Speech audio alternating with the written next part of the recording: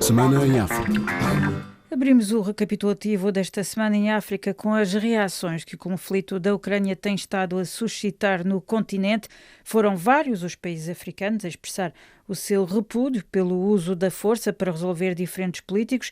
Tal foi o caso de Cabo Verde, cujo executivo há dias apelou à resolução do conflito, tendo sido organizada na passada quarta-feira na ilha de São Vicente uma concentração em solidariedade para com o povo ucraniano. Ouçamos a este respeito Antónia Moço, da organização desta iniciativa. É a nossa obrigação moral ser solidários com a Ucrânia e com esse momento difícil de guerra que estão a atravessar. No fundo, é um apelo pela paz, pela importância da cultura da paz e para a chamada de atenção que nós vivemos numa comunidade humana. Portanto, nós temos que estar mais atentos a tudo o que se passa com outros povos e também sentir a dor que eles sentem e o sofrimento também. Portanto, nós estamos indignados e eu acho que devemos estar mais atentos também. É para nós termos a percepção que há perigos e que temos que estar atentos e dar a resposta atempada sempre que essas ameaças surgirem. O executivo angolano também reagiu à invasão da Ucrânia pela Rússia e apelou ao diálogo entre as partes. Mais pormenores com Avelino Miguel. O governo angolano, através de uma nota de imprensa do Ministério das Relações Exteriores, já manifestou a sua preocupação em relação ao conflito. Na nota, o governo angolano exorta a Rússia e a Ucrânia a estabelecerem o diálogo como via para a solução do conflito, com base na Carta das Nações Unidas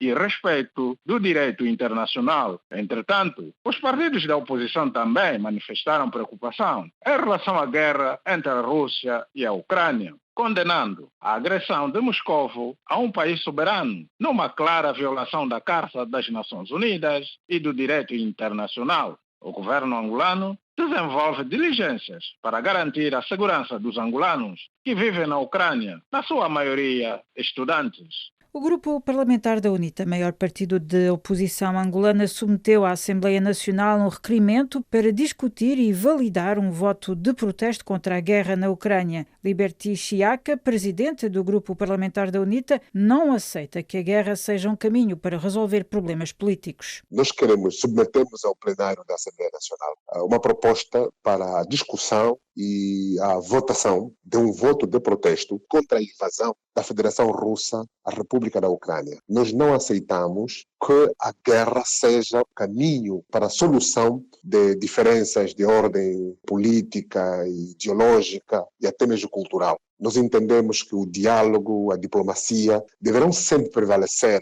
sobre os diferendos que os Estados possam ter.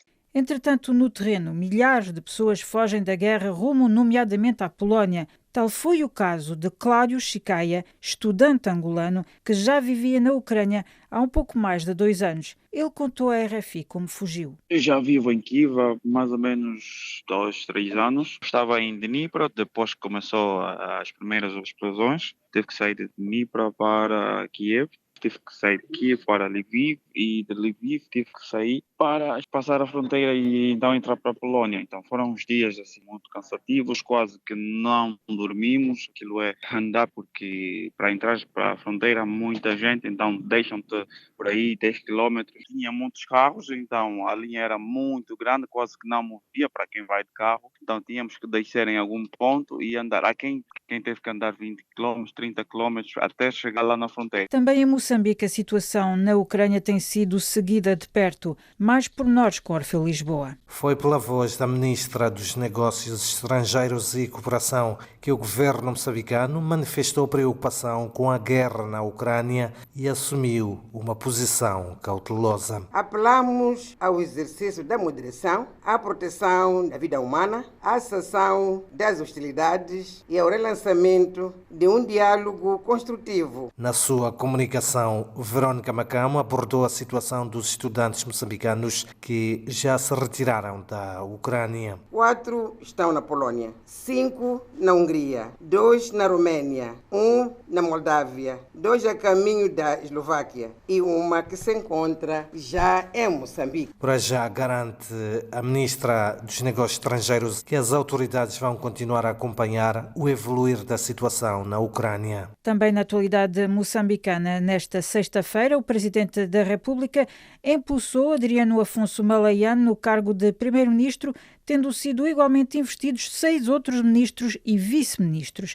Mais pormenores novamente com Orfeu Lisboa. Adriano Malayan é o novo primeiro-ministro do governo, liderado por Filipe Nyusi, indicado em substituição a Carlos Agostinho do Rosário, exonerado na quinta-feira, e isto quando faltam 2 anos para o fim do seu mandato. Para além do primeiro-ministro, o chefe de Estado moçambicano impulsou ainda Ernesto Max Tonela para o cargo de ministro da Economia e Finanças, Carlos Mesquita para a pasta das Obras Públicas, Habitação e Recursos Hídricos. Carlos Zacarias ocupa o cargo de ministro dos Recursos Minerais e Energia.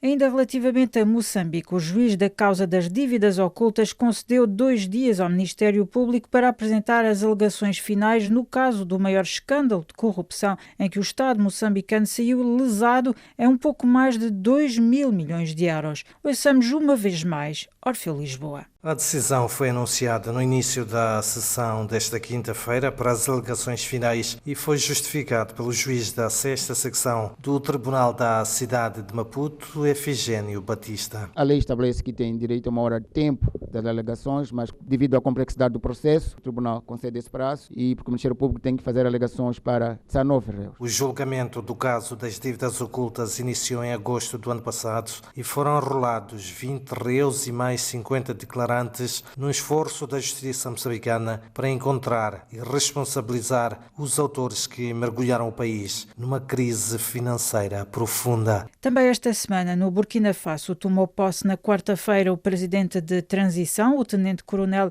Paul-Henri Sandaogo Damiba, chefe dos golpistas que tomaram o poder no passado dia 24 de janeiro. No dia seguinte, ele deu posse a Albert Ouedraogo no cargo de primeiro-ministro, numa altura em que também foi adotado um roteiro estipulando que a transição deverá durar 3 anos, uma decisão que levou a CEDEAO a anular a deslocação esta semana de uma delegação ministerial ao país. Entretanto, e por fim, em São Tomé e Príncipe, desde o início deste mês, a empresa de combustíveis e óleos Enco decidiu reduzir em 56% o fornecimento de combustível à empresa de água e eletricidade, um facto que se deve ao incumprimento no pagamento de dívidas acumuladas. O governo de São Tomense promete negociar com a Enco e a Sonangol. Mais explicações com Maximino Carlos. Para o ministro Osvaldo Abreu, o Estado tem que encontrar formas mais expeditas de resolver este problema. Portanto, o Estado tem que ver a forma, diretamente com a Sonangol, o governo angolano, tem sido rotina. Com os sucessivos governos do país, este problema da dívida da empresa de água e eletricidade com a ENCO tem sido constante, como revela o ministro Osvaldo Abreu, tutelar da área de energia. Nós temos tido este problema ao longo de vários anos, para não dizer décadas. Por se tratar de uma empresa pública com problemas de gestão e de liquidez, a EMAI tem tido dificuldades em honrar os seus compromissos com a ENCO e concomitantemente com a Sonangol. E assim fechamos esta semana em África. Obrigada pela vossa atenção e até breve.